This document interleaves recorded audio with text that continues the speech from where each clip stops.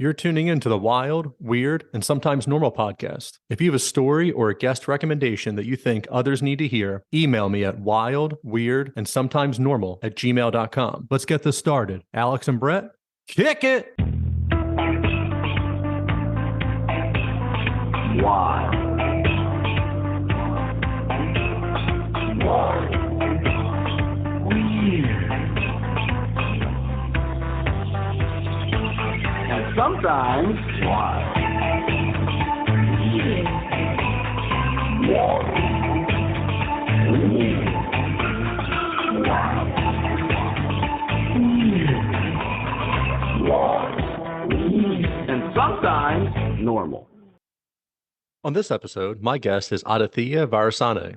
Aditya is the founder and CEO of Awarity. We have a fascinating conversation about marketing in general, but for Awarity's case specifically, the small to mid-sized business looking to capitalize on growing their clientele. As with all my shows, I was able to dive into some strange topics. Aditya wasn't fully sure if our electronic overlords were always listening to us. Spoiler alert, they usually are. Check the show notes for a news article about a suspected murderer having his Alexa voice recording record subpoenaed. We also discussed if companies can market their products to us close to real time based on our conversations. How commercial and streaming channels can be specifically marketed to. You could be watching the same show as your neighbor and both will have different commercials. Maybe I'm behind on how technology interacts with us based on our available data, but learning that was fascinating. Give Aditya and Awarity a follow and let them know you heard them on Wild and Weird. Enjoy the show.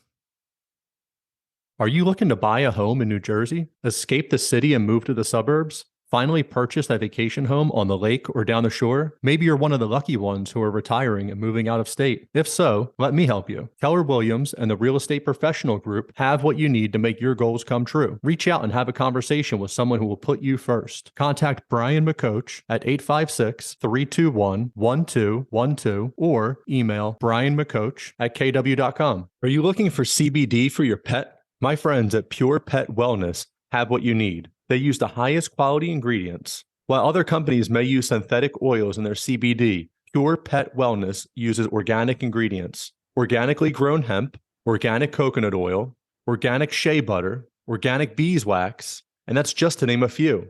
A family-owned and operated company that also offers fast shipping. Go to purepetwellness.com for all your pet's CBD needs and use the discount code WILD and WEIRD at checkout. That's WILD, A-N-D, WEIRD. Treat your animal right. Go to purepetwellness.com. Welcome to another episode of Wild, Weird, and Sometimes Normal. I'm your host, Brian, and today my guest is Aditya Varanasi. He is the founder and chief executive officer at Awarity. Thanks for coming on. I really appreciate it. Thanks for having me. No problem. Can you tell me a little bit about your business? What you like to do? Yeah, so we are in advertising for small businesses. You know, when you think about mass market advertising, it's generally reserved for big companies that have big budgets that can cover huge geographies. But a lot of smaller local businesses, they tend to rely solely on Meta and Google because those are the only real localized ad solutions that are out there. Print is very limited. There's some local publications that can be effective, but it's limited. Billboards can be very expensive. Cable TV generally goes across the full DMA. So imagine you've got a restaurant that maybe serves people within 5 miles of where you're located. There aren't a lot of solutions to reach the masses outside of Meta and Google. And the limitations with Meta and Google are Meta's only advertising while you're in their ecosystem, and less than half of social media users are on the platforms daily.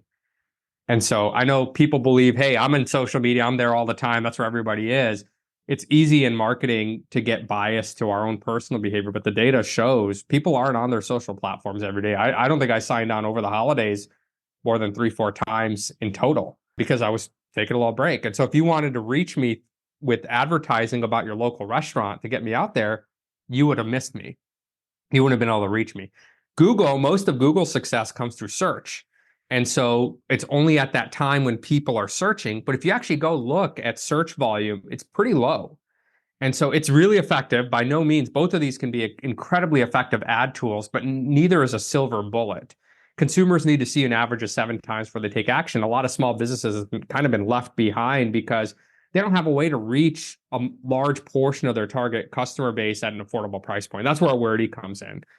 We took some existing ad technology, built our own automation and AI around it to get small businesses hyper efficient advertising that can reach people where they spend the most time online, which is on websites, but then also on streaming TV with non-skippable 30-second commercials.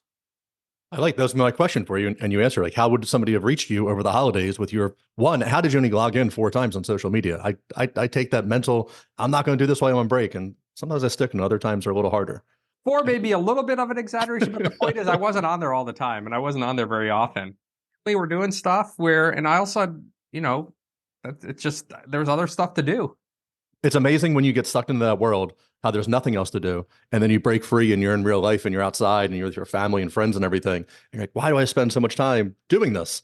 Yeah, no, exactly. It's like my kids last night, over the holidays, they've been working on their basketball game. They've been reading. They've been doing a bunch of different things.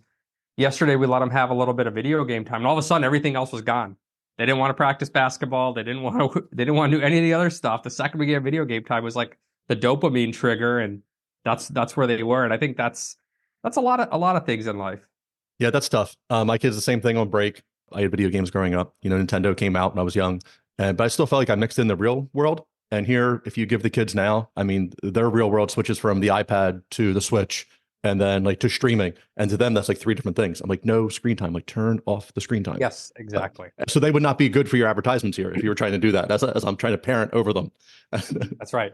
I don't think we should advertise the kids anyway. So no, that's I find that's a little slimy, and we're going to jump back into the topic on hand. But I also find the video games, now that they have the science of the brains and the mapping, and then if you can flash this color here, if you can change the screen here, it's going to guarantee 5 more seconds of attention here. And when it was Pong and then just Super Mario Brothers, I don't think that brain was mapped like that for them to do this. And it was more just like the interest of the game. Where here it could be the worst game in the world. My kids are drooling on themselves. I'm like, what are you doing? This doesn't even make sense. Yeah, I don't know what changed. I don't ever feel like I was addicted as a kid. I would rather be outside, and video games was kind of the backup.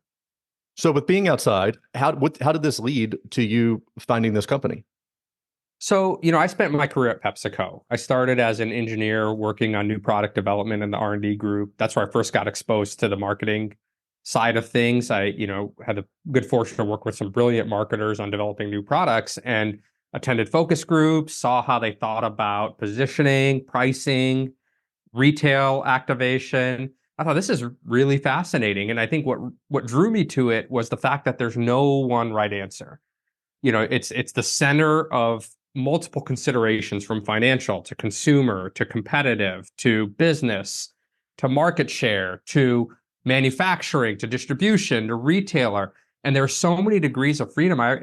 What attracted me is there's always something to learn and something to improve upon. So I went and got my MBA, rejoined PepsiCo in the marketing group on the Frito-Lay side. And it was there that I learned the power of good advertising. And look, to me, the purest intent of good advertising is marrying a customer need with a product that can meet that need.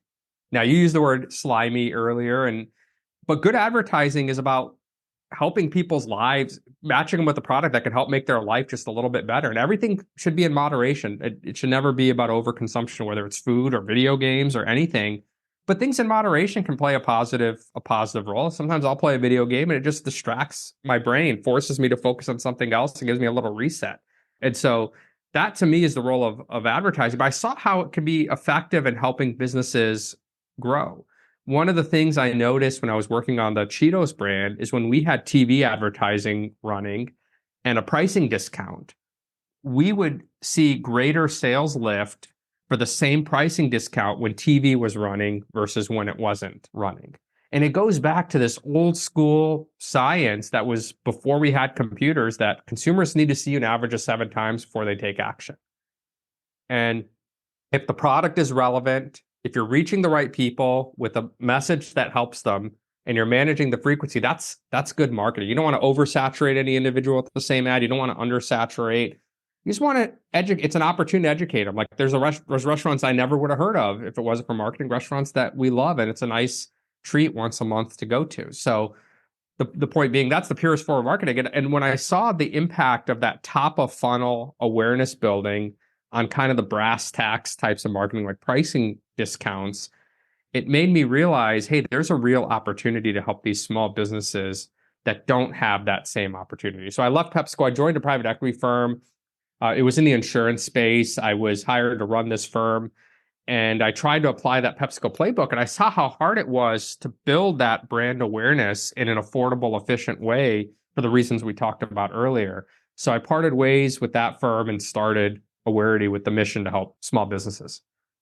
So we talked a little bit, we're Frito-Lay's, so like Chester Cheetah, right? So I have to see him 7 times before I'm in, the shop, Yeah. right, or the local grocery Yeah. store until it like finally clicks in my brain, like, oh, I need to get Cheetos. I need to do this.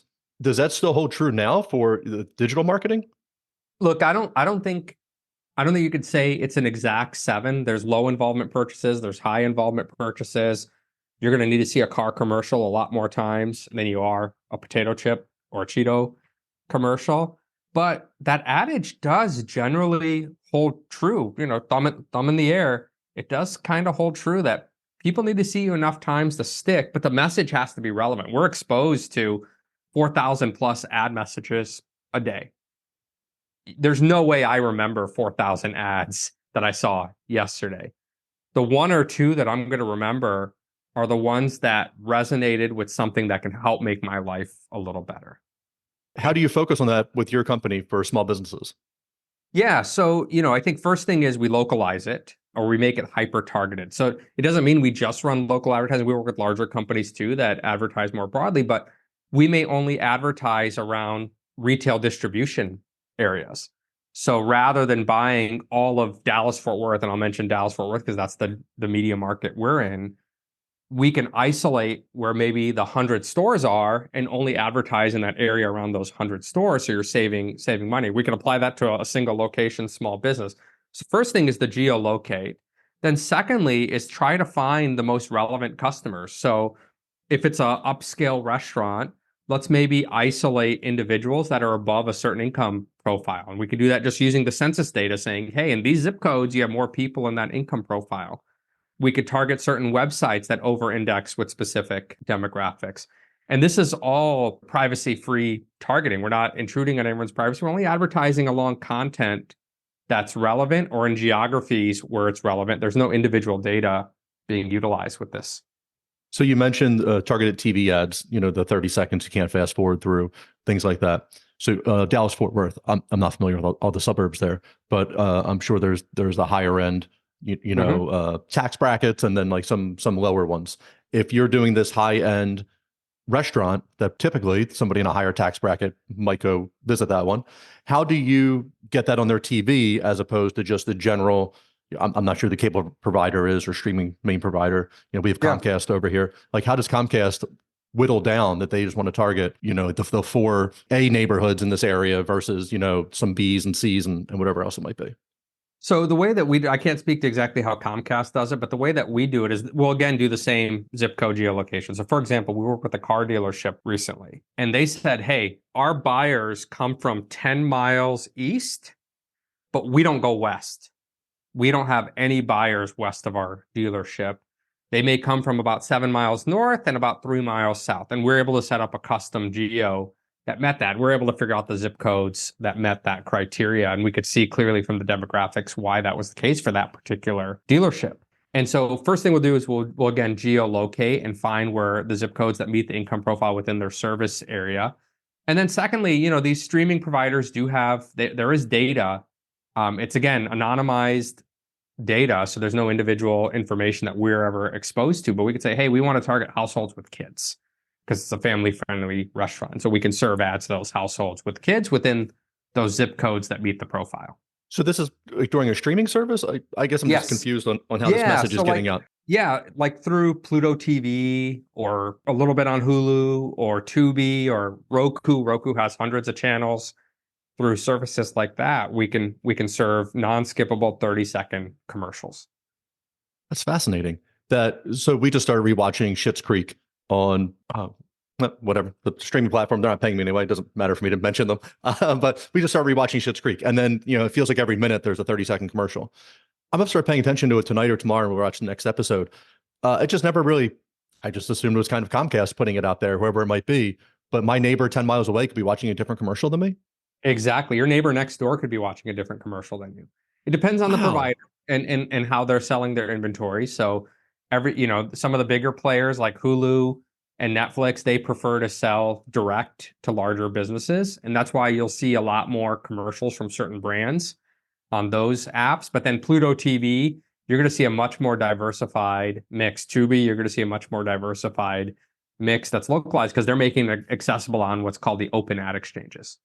Wow. I didn't realize that. There was a few years ago, you would hear the story. I was talking about a snowblower in April with my wife, looked up nothing. The next day, I'm getting emails from Home Depot, and Rogan had a podcast around that time. And I forget if it was Zuckerberg or somebody was on.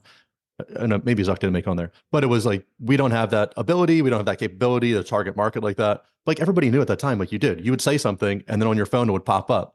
And you're like, it's just, how is everybody having this like same coincidence that this is happening? Well, And that it's the just, Home Depot example is a little different. You were probably logged in, or you had logged in on that device, so they knew that device belonged to you, and then they can see your browsing behavior, and they said, "Hey, Ryan was looking at a snowblower.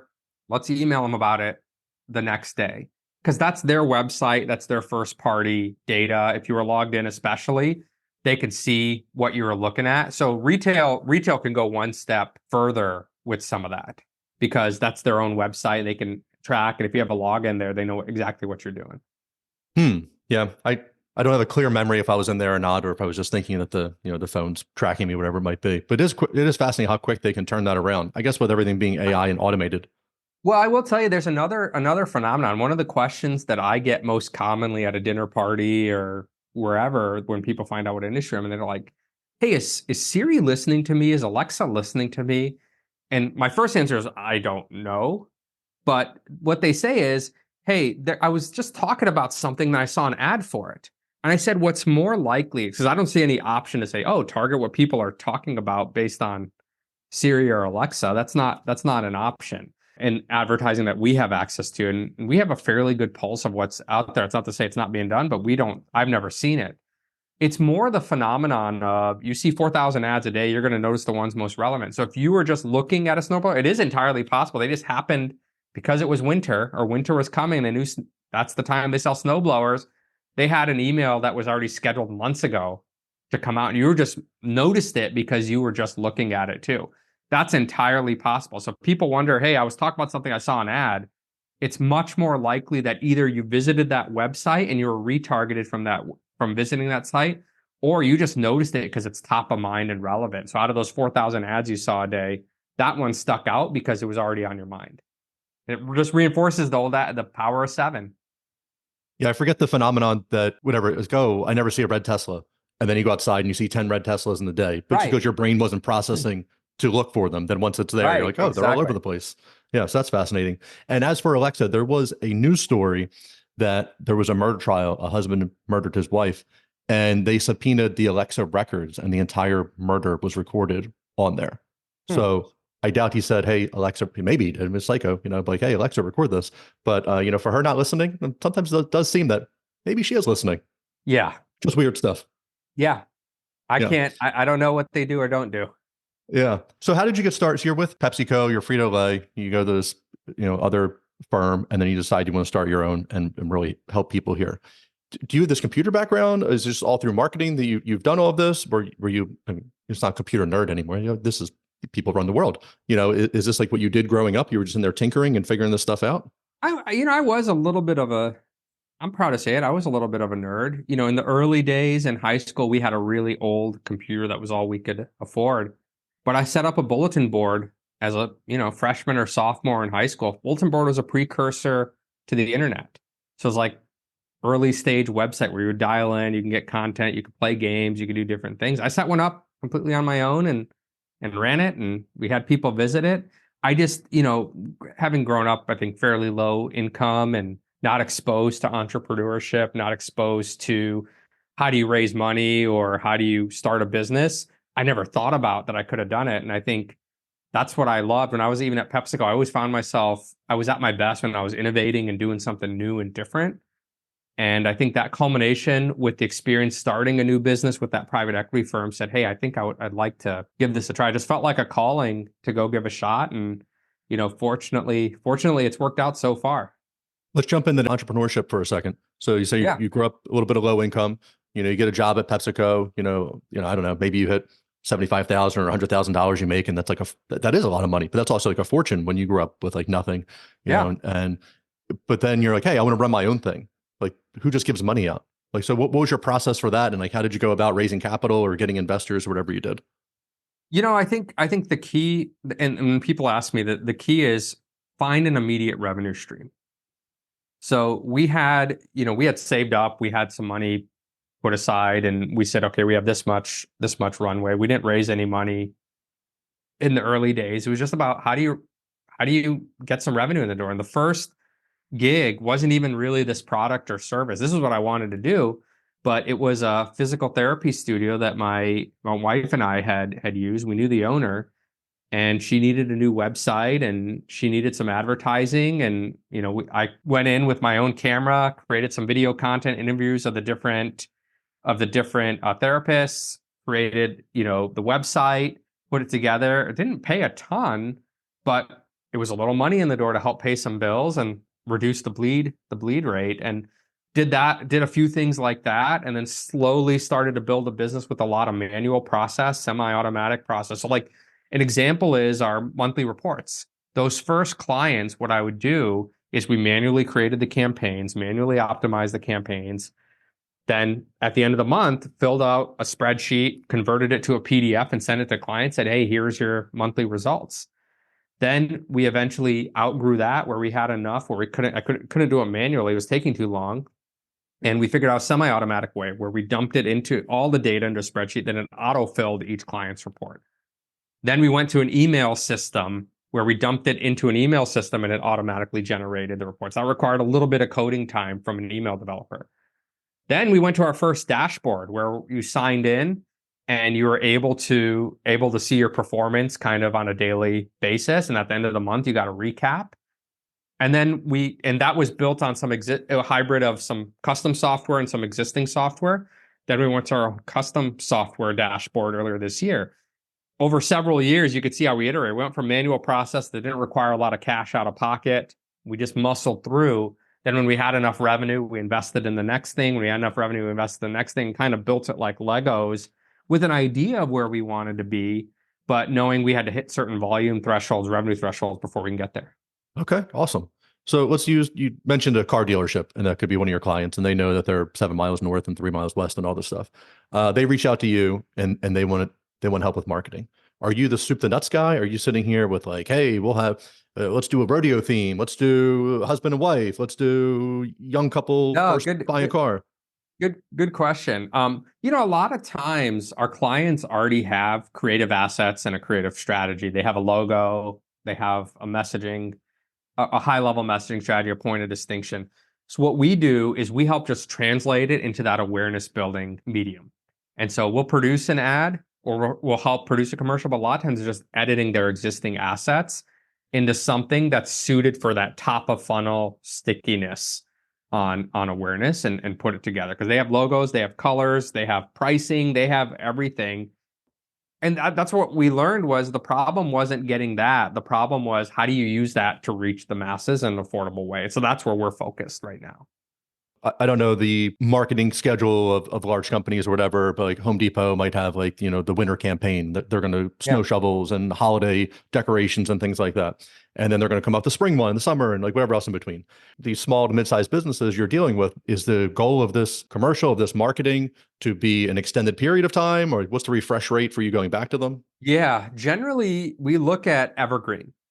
And I'll tell a story from when I was at Frito-Lay. There was a Lay's ad that was shot sometime in the 2000s, and it was potato chips falling from the sky, falling into a bowl, and a lady's just enjoying it alone. And then Frito-Lay made changes, and there was a commercial with farmers, there was a commercial with all natural, there was a commercial about flavors, and all these different things. Then they went back and tested the last several years of commercials. There's a new testing methodology to see how effective these commercials were. And they found that old one was actually the most effective. So they ended up just reshooting it with a new actress, some new shots, and that was it. It was basically the same commercial. And the moral of that story is a lot of times, because we're exposed to so many ads, that simplest, highest order message that sets apart the brand's distinction is the one that will break through. And so for the majority of our clients, we do a lot of work in minor league baseball as an example, work with over half of minor league baseball teams. And they also are very promotionally focused. Hey, we got Star Wars night, we got Unicorn night, we got Princess night. And we said, just focus on your evergreen first. Just remind families they want to come out at least once or twice a summer to a ball game. And every team that embraces that, they're incredibly effective. Now, over time, once you've maximized kind of that highest order strategy, then yeah, businesses then maybe want to get into a little more granular. Like now we know Star Wars night is 10% of our season's attendance. So let's make sure that's big. And it forces you to prioritize. So you go from activity based to, hey, where do you get the most synergy and the most bang for your buck at the highest level? And then when you're looking for more, that's when you start to get more granular. That's why you see companies like Home Depot are doing things very granularly throughout the year because they maximize that highest order piece. Now they're trying to fill in all the different cracks of needs that they can help with, and they're looking at what's the most impactful strategically and focusing there. And they're just going to continue to iterate on that versus a lot of smaller businesses, their first priority is just that highest order. So, we work with the bowling center and same thing. They started with the highest order. Now they're starting to pulse in some different things about corporate events or seasonal events or different things throughout the year. And as they've started to maximize that first one, now they want to go to the next level. So I think it comes down to, in business, so much of it comes down to prioritization and choosing what to do versus what not to do.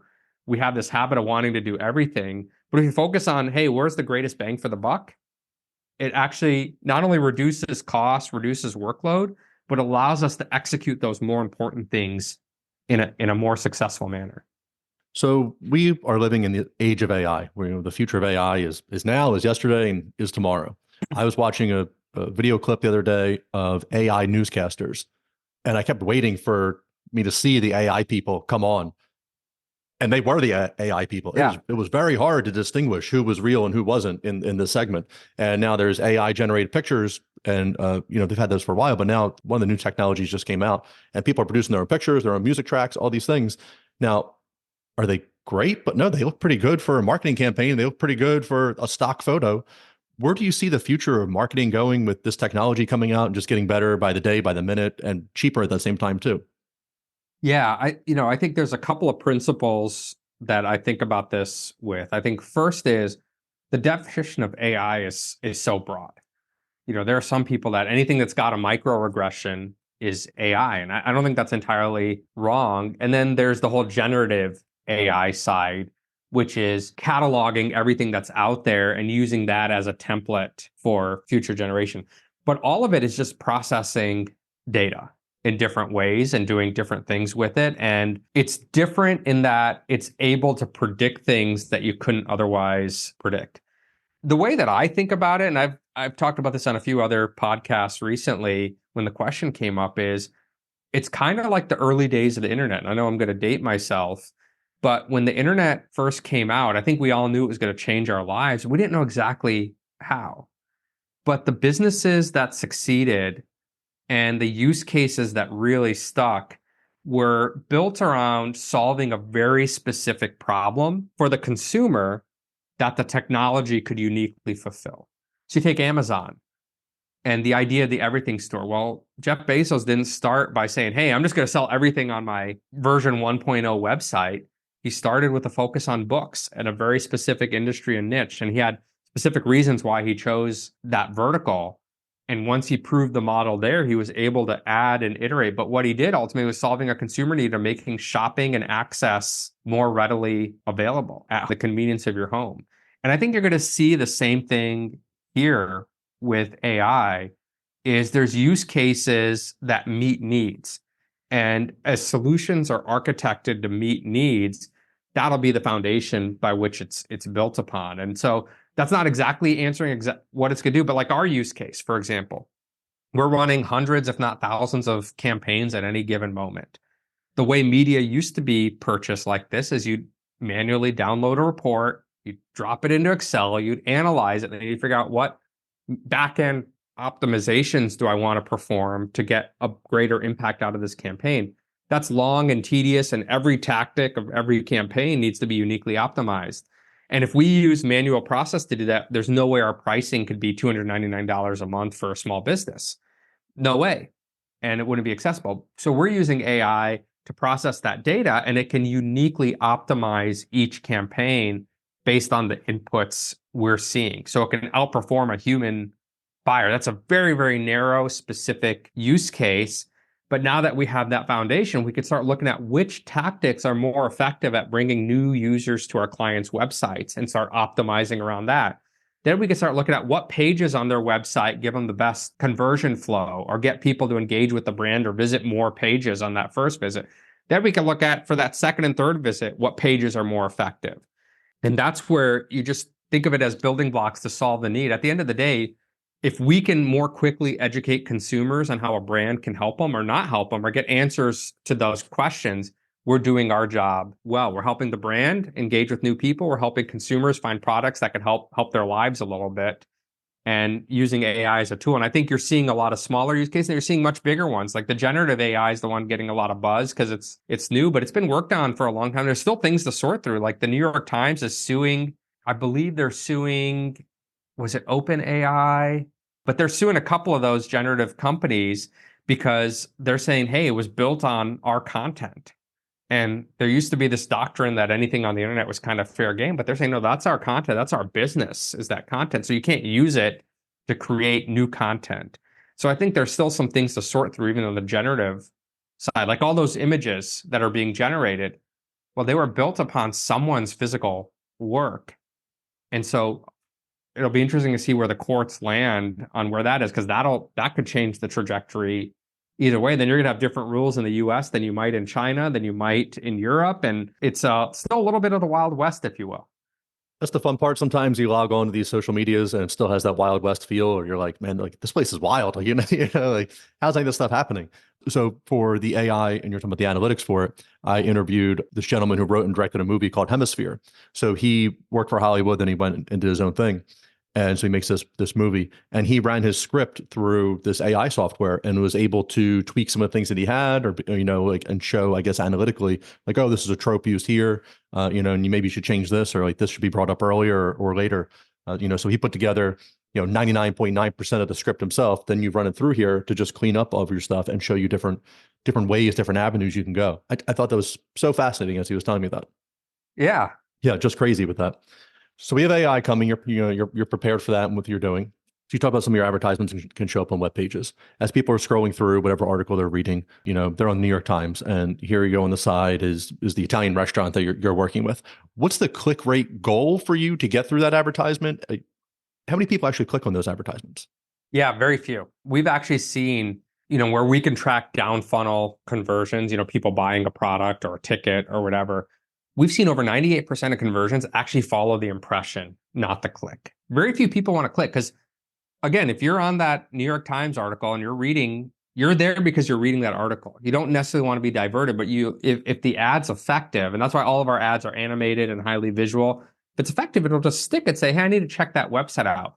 What we actually see is our clients' website traffic grows significantly from the campaign, but most of it comes from people who see the ad and then find the website after seeing the ad, not clicking on it.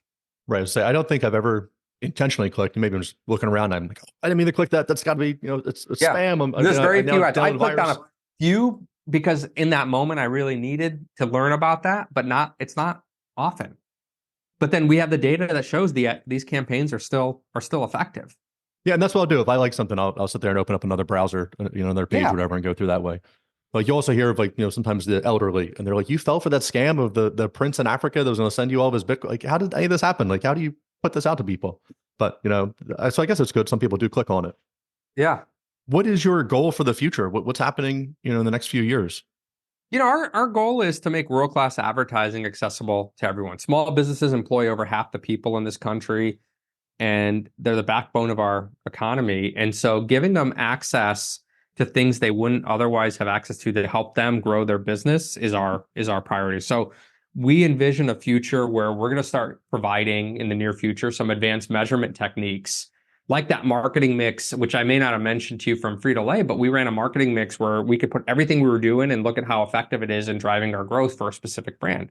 We're going to offer that to small businesses, except do it maybe on their Google Analytics and say, this is how the culmination of your advertising strategy is contributing. Here's what you could assign for different channels, but here's the combination that's most effective. And use automation and AI to help inform that. So these small businesses don't have to find somebody they can't afford that has that capability, but use our software to have that capability and help them grow. And as long as they're willing to look at it and continue to try to get better, and by better, reduce friction for the customer, hone their product, price, promotional strategy, placement, the 4 Ps, then it's another tool to help them grow.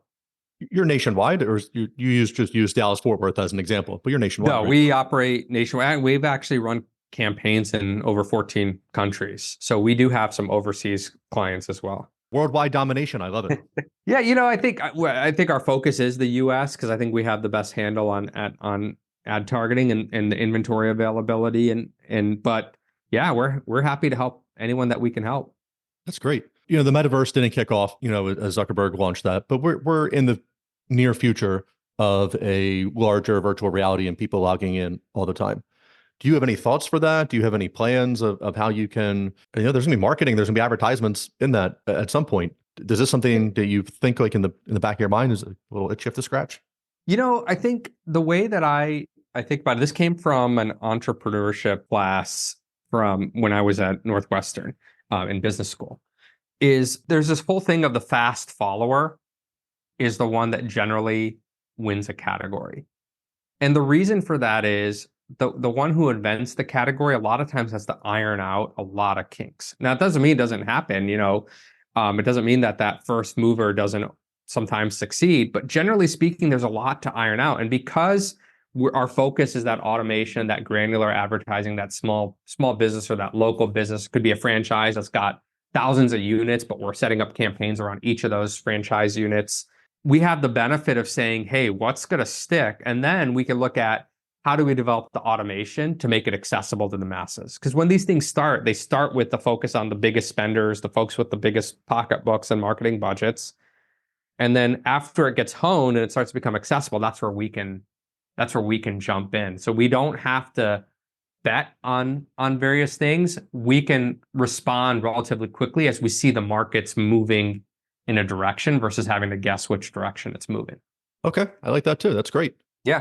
Do you have any other roads you think we should cover? No, look, I think marketing's just, I think even from this conversation reinforces, marketing's an industry where everybody's a consumer of it and everybody's got opinions, but there is a defined strategy behind it and an approach and ways to think about it. And so if anyone's interested in learning more, they could visit our website. We've got a free marketing blog. We've got a marketing 101 series. You don't need to log in. You don't need to do anything. You can just watch it for free if you're interested in learning more on how you think about that science of consumer influence. But no, marketing's just one piece of the pie. That's just reaching new people and getting new people to the doorstep. There's still those 4 Ps, price, product, placement, and promotion are really what's critical. So we could take 2, I'll give you minor league baseball teams, do pretty much the same thing for both of them, and they may see very different results based on factors beyond our control. And I think we're in this day and age where people just want to say, I put $1 in, I want to know I made $2 back. And if you're looking for that simplicity, then you're going to limit your own growth when it comes to marketing. It really comes down to looking at other KPIs beyond just sales to assess how healthy is your business for long-term growth. Right. There's not just blanket advertising, even though minor league baseball is in many different cities. But there's a Trenton minor league team that was affiliated with the Yankees at one point. But they wouldn't advertise to the Central North Jersey crowd the same way you would to like the Savannah Bananas, the teams that do all the fun things. You just can't have this blanket thing going out there like that. Yeah, exactly. So I think if you take a step back and say, most simply, good marketing is about reaching the right people, doing so at an appropriate frequency, and presenting a compelling message. And if you do that, you'll get people on the doorstep. But to pull them through and drive sales requires a lot more than just good marketing. And I think that's the biggest mistake we see people make. If it were that easy, everybody'd be a billionaire by now. I wish it was that easy. Yeah. Yeah. So are you seeing these businesses, obviously they're getting, their ROI on it. They're coming back to you. They're doing different campaigns. I guess you're not getting insight into their financial. Like what's their growth rate? Like this is obviously pretty good if they're coming back to you. Yeah, look, it varies. What we always promise is we can reach new customers for them or new potential customers more efficiently than any other form of advertising in the world. That's what we promise, what we can control. And I think when we're clear on our role and the things we can't do, that's when it builds trust. And we'll be the first to tell them we can't guarantee this is going to grow your business because there's a lot more to driving that growth than just advertising. But what we can guarantee is we will get new people to your website. That's fair. That's all you can really ask for. Right. So you're taking new clients on, right? You're looking for Absolutely. anybody who needs help for marketing. Yeah. Where can somebody find you? What's the best way to reach you? Best thing to do is visit us at awarity.com, awarity.com. You can request a demo of our platform and, we'll learn about your business, and we could even come back with a proposal and tell you how we might target people, but that's the best place to start and see a demo of the platform, see if it's something that can help you. And we'll be the first to say if it's not the right time. We've had businesses that were maybe just getting going and they don't have a lot of free cash. And so what we'll encourage them to do is, hey, maybe they should just do some local networking. That's just time and energy. And that's how we got some clients early on. And, just shake hands, meet people, see if you can get some business that way, see what the patterns are, see what your positioning needs to be, see what's resonating with the market, and then get to a place where maybe you can add some search, where those are people most close to purchasing. Then maybe you add a little social. And then after you get those going, then come to us, and we're happy to help, because the last thing we want to do is if somebody's got limited resources is have an unrealistic expectation of what marketing do when they haven't even made a ton of sales yet. And there's a lot they're going to learn from those other steps before they get to us. Doesn't mean we won't help them if they want it, but we'll be the first to tell them, hey, maybe you should focus on these other areas first. I think it's refreshing. You're building that relationship with them. So many people, I'm sure, businesses like, yeah, of course, just give us your money, and then 6 months later, they're out. That doesn't help the community. That doesn't help your clientele. So I think that's good for there. What is your sweet spot, like number wise? Like, what are you looking for, like for a business? Is it like 10 to 100 people? Is this? I think, again, this is a rough rule of thumb because I think there's always a lot of exceptions. But I think for us, if you're north of $1 million a year in revenue, that's probably a good time to start thinking about us. There may be some businesses where it's less. There may be some businesses where it's more. But that's kind of thumb in the air, a decent spot where you just say, no, I need to really expand my reach if I want to grow this. So you mentioned earlier that there was a $299 a month service that you offered. Is that there's tiers of this, I assume, or is this just your Absolutely, flat? it's scalable. What'll happen is a business will come to us. They'll say, this is who I serve. This is where I want to reach.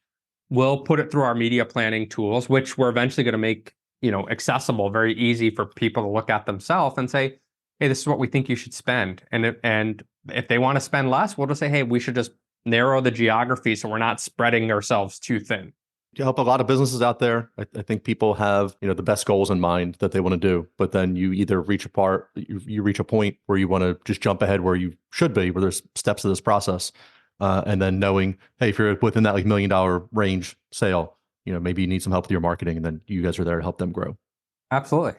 So we'll push everybody. I'll put all the socials that I have for you. We'll put them in the show notes. People can come find you. New business, old business, come check them out. Awarity is the way to go. I sincerely appreciate your time. Open door. You ever want to come back and want to talk about the future of what's going on? We're here for you.